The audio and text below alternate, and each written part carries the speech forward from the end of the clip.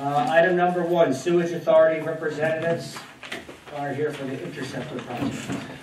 Welcome. Thank you. Good evening. Good evening. I'm Ronald Anastasio. I'm the Executive Director of the Somerset Raritan Valley Sewage Authority.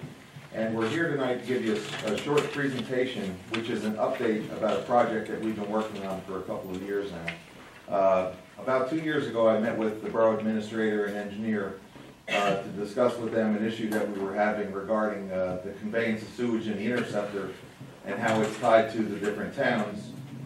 What we're here tonight to talk to you about is that problem and our solution for the problem.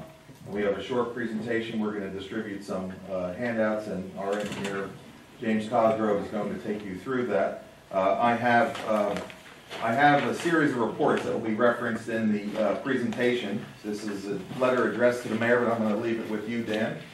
Thank You can pass that along, and I'm sure Sam will get that at some point. And I'm going to hand this over to Jim. Thank you. Good evening. I should be able to get this done in about 3 hours. 15 minutes is what I'm going to shoot for. I'm going to go through some of the slides quickly, but there were a few slides I thought about deleting out altogether, but I thought you may want them for reference for the future, so I just left them in there, but I won't spend a lot of time on them. So what I want to talk to you about today is very quickly the problem that we face that Ron just alluded to, a sanitary sewer overflow that's occurring in Somerville Borough because of their location within SRVSA's interceptor system. Quickly describe what that problem is, talk about the study that we did to try to identify, first be able to better understand what the problem was, and then understand the solutions to address the problem. And then talk about next steps and a quick discussion about infiltration and inflow in Raritan Borough. So if you turn the page of my handout onto page 2, you'll see the top slide shows SRVSA's service area. The dashed line along the Raritan River shows you where SRVSA's interceptor is. And you can see Raritan, if you look very carefully, you can see Raritan Borough highlighted there. And you can see that Raritan discharges into SRVSA's interceptor up near the left side, or the most upstream side of SRVSA's interceptor. Wastewater flows from left to right on the page, basically. So from west to east. SRVSA's treatment plant is shown with a star, and the location of the overflow is shown where you see the red circle on that map. So what's the problem? During wet weather conditions, extreme wet weather conditions, very substantial storms, SRVSA's interceptor becomes surcharged. So all the runoff from all the member municipalities within SRVSA's system ends up in the, much of it ends up in the sanitary sewer system and overloads the interceptor. During those times, because Somerville is so low relative to the interceptor, it can't drive its wastewater in. You got a lot of pressure in the interceptor, you can't get the water in. Now, there are other municipalities, Bridgewater is a great example, that's much higher relative to the interceptor. So even though they discharge at a very similar location in the interceptor, they're at a much higher elevation so they can drive the water in. That's really the issue. So what we set out to do is one, understand where the overflows were occurring in Somerville, and then how to resolve the problem and stop these overflows from occurring. If you turn the page to page 3, you'll see at the top is a picture of a park in Somerville. That's raw sewage you see ponded in that park. That park has been closed for several years now because of these overflows. And the good news is Somerville has sealed the manholes in that park, so those manholes are not overflowing anymore. But as they seal manholes, they started sealing manholes down near the Raritan River, and they went up to the park. They keep driving the overflow further upstream. They can't seal manholes any further upstream because they're gonna end up with, if they did that, they would end up with the potential of having sewage overflowing in the basements. So they've sealed as far up as they can without risking the community. The bottom, you see a slide that shows an aerial photograph. Along the bottom, you see SRVSA's interceptor in yellow, the yellow dashed line. And then in blue is the portion of the Somerville line where we have this overflow problem. That's the connection between Somerville and the interceptor. And you see I highlighted it with a red circle. Well, there are actually two red circles on here, but the upper one, the one on the top of the slide, is where the present overflow location is. So there's a railroad line that crosses Peters Brook at that location. The overflow is basically going right into Peters Brook when it occurs. You'll see a circle down at the bottom that says proposed future overflow location, temporary overflow location. DEP asked us to, while we're working on a permanent solution, to force the overflow downstream directly to the Raritan River, where there's more dilution, rather than having it overflow in Somerville and Peters Brook. So SRVSA is about to put in a temporary overflow location so that when an overflow occurs, it will more likely go in that location than more upstream. What's the location of it? It's right at the Raritan River. Where? Somerville, right? Just downstream of Peters Brook. So it'll be in Somerville? It will actually be in Bridgeville. Bridgeville. So that's a recommendation by DEP to dump into the... It's more than a recommendation, it was a requirement. Okay, I'm not going to go into a lot of details on the sampling program which you see on the top of page 4. But we had a very extensive sampling program, both in terms of flow metering to understand what flow we had where in the system under various conditions. We had a water quality sampling program. We needed to understand what the impact of this overflow was on stream water quality. We also had to understand what the quality of the overflow itself was, because we knew one of the alternatives might be to treat that overflow. So we had to know what we were going to have to treat if we were going to study that. So we looked at both flow conditions and water quality conditions. So we talked about treating. Now, is the water being treated currently at the Peters Brook overflow? No. And it's not overflowing? It is just overflowing at that location. So all sewage is going directly into the Raritan River? Yeah, No. to Peters Or, Brook. but they want to go to the river. There's more water flow. But just to emphasize, this is only in rare Yes, yes. occasions. When this is occurring, we're talking about more than 2 inches of rain has likely occurred. Stream flows are extremely high, flooding. Talking brown water running in the river. Yeah. I'm sorry? We're talking brown water in the Raritan River. Yes. You can't, I mean, I wasn't going to go into it, but I will say that from the sampling that we did, you can see the signature of the overflow in Peters Brook. You can measure higher bacteria levels in Peters Brook as a result of the overflow.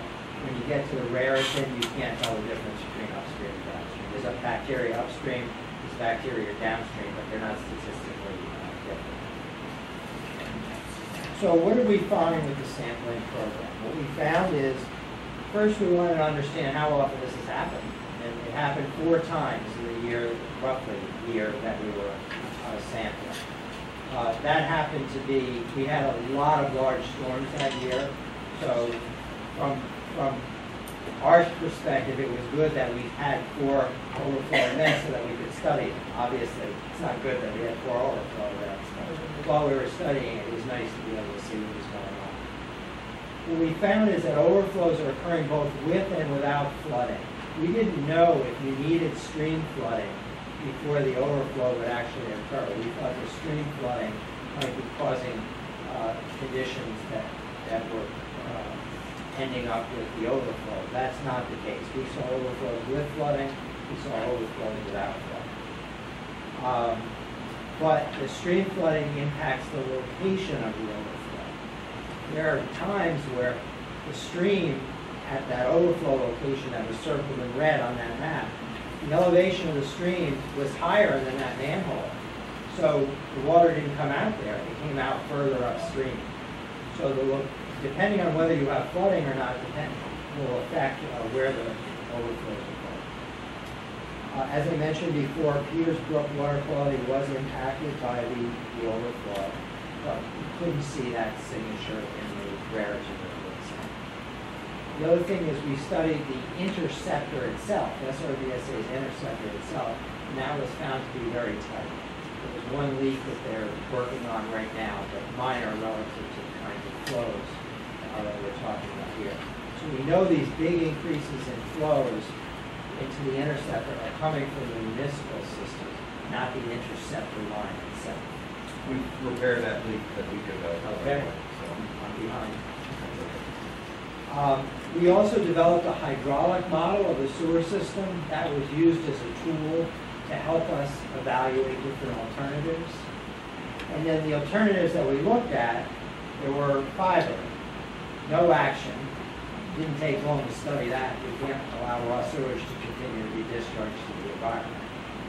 What we called our pump and treat option, what it basically meant was install a pump station near the location of the overflow so that you could pump that wastewater directly to SRVSA's existing wastewater treatment plant. We looked at I&I reduction, finding a way to reduce inflow and infiltration in all the municipal systems such that these overflows would occur.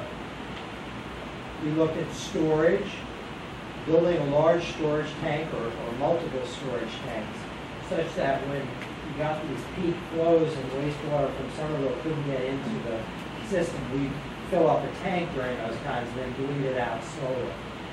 Seems like a great idea until you see the size of the tank. It's just an absolute monster. So that wouldn't work too well.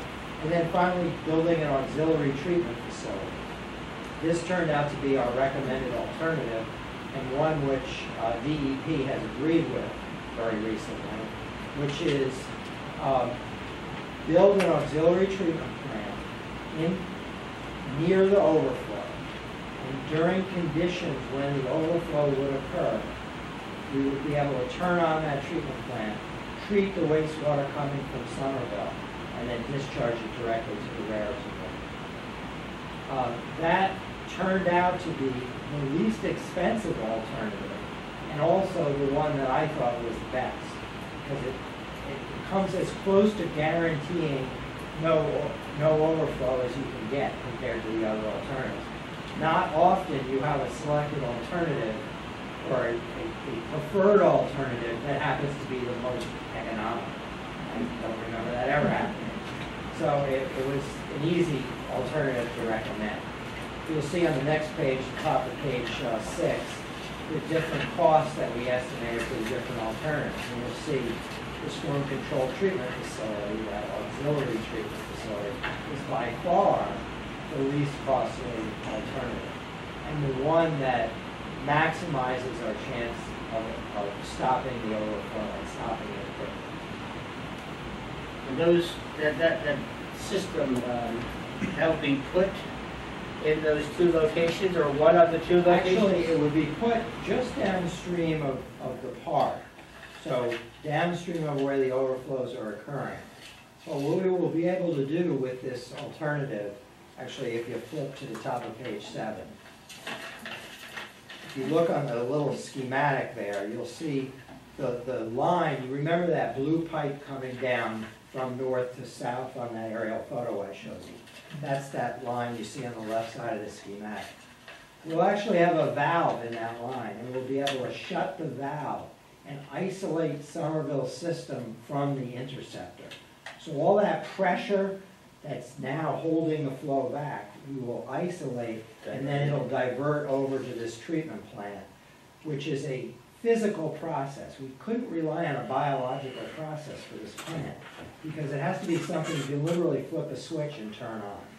So what we're relying on here is screening, settling, and filtering, all physical processes. So you can literally turn a switch, water will flow there, it'll start operating immediately.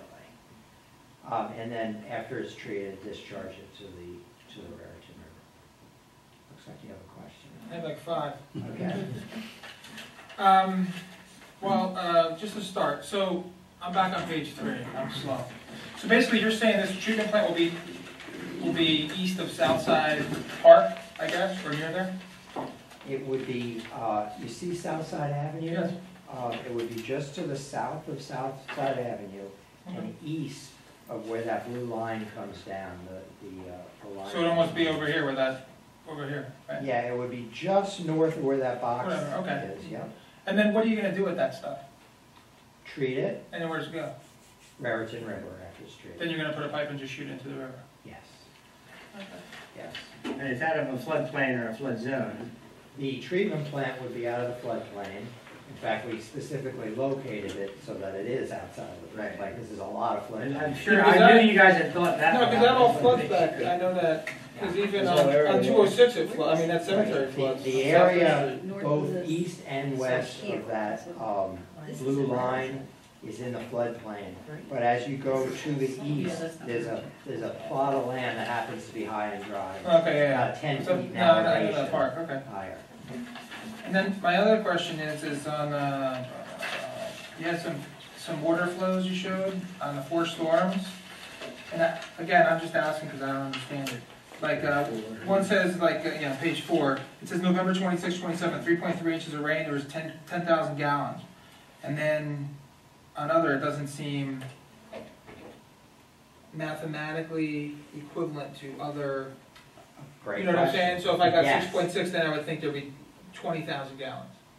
Great question. The antecedent conditions are key. So for example, if we got a 2-inch storm today after it's been dry for so It's not long, gonna affect it. it's not going to affect it the same as a 2-inch storm in March after it's been wet. And wet, whatever it's. So we had for instance, that November 2013, I don't have my glasses on. November, it was 13. 13, November 2013, there was 3.3 inches of rain. That just barely caused an overflow, Okay. only 10,000 gallons. It hadn't rained for about 4 months. But then look at March of 2014, a Right. similar amount of rain, No, right. and we got a lot more overflow. Yeah. Now, in addition, that storm, SRVSA was having some issues at their treatment plant, so they couldn't take in as much of this mostly Okay. storm water. Yeah, that was my question because of those numbers. I saw the asterisk where it said it was like that.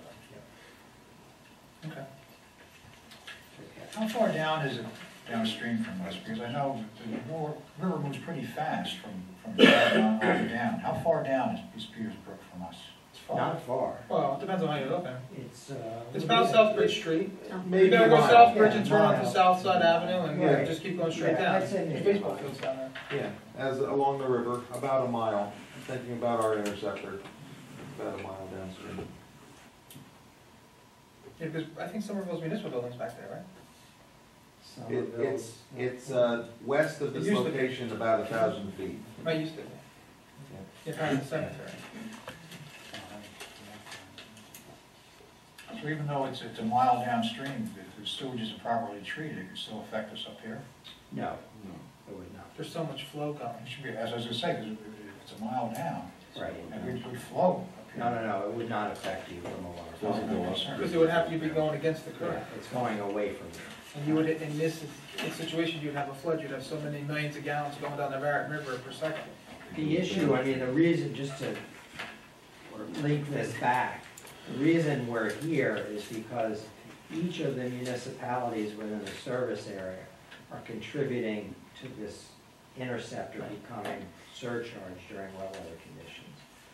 So what we're hoping to understand is what work Raritan is doing on inflow and infiltration repairs, and what you're proposing to do in the future, because as a condition of the work that we're doing, DEP is requiring us to work towards reducing I&I. Actually, we've had quite a few discussions recently with Stan's guidance on I&I and measuring it. We're trying to get a mapping of I&I and trying to put together, with Stan's recommendation, a plan on it because it is an issue.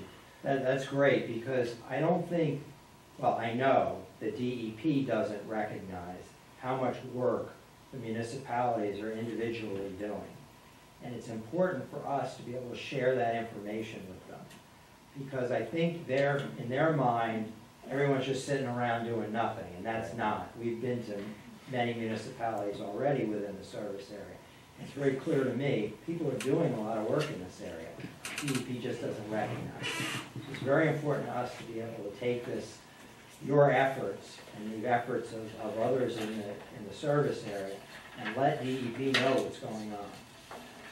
So we could probably work something out with Stan on what we're doing and what our plans are. Right.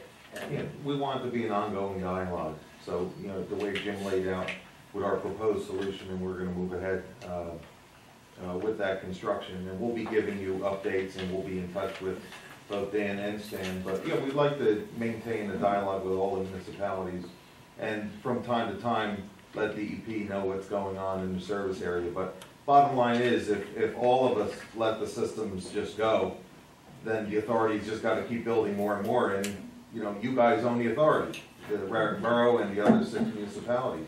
And we pay for the I&I. Yeah. So that's why we're looking to reduce that for the I&I. How much is this gonna cost us? 17? No, 18 million, no, I know it says 18 million, but there's 3 municipalities that are affected. So that's why I asked that $6 million question. It's more than 3. So there's 7 municipalities that Oh, no, are okay, yeah. members that's of the authority, Okay. yeah, so the authority is looking to finance this, and the impact to the rate, we're not certain at this point. There's some debt that we're retiring from an upgrade of the plant 18 years ago. The timing may work where, as that debt is retiring, we can bring on this new debt, maybe a year premature where we have both debt services, but we haven't laid that out yet because so much of the timing of this is critical and dependent upon DEP's approval.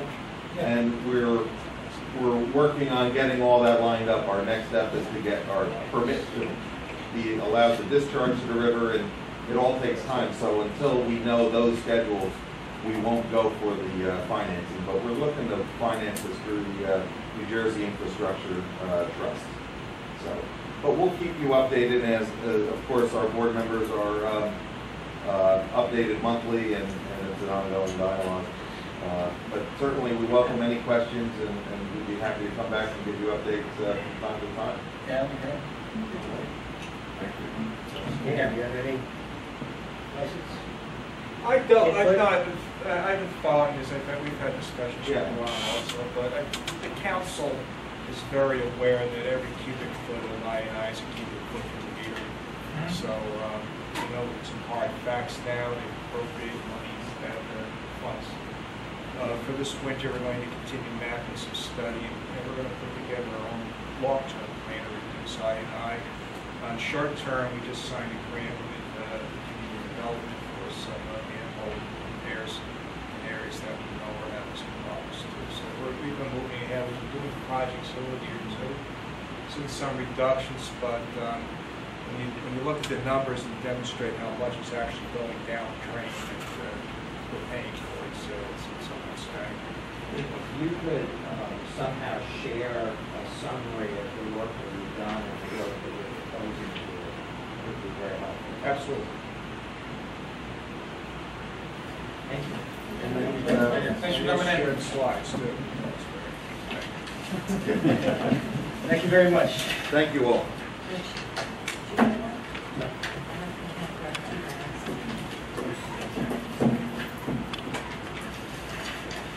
All right, moving on. Do you have anything to say, Dan?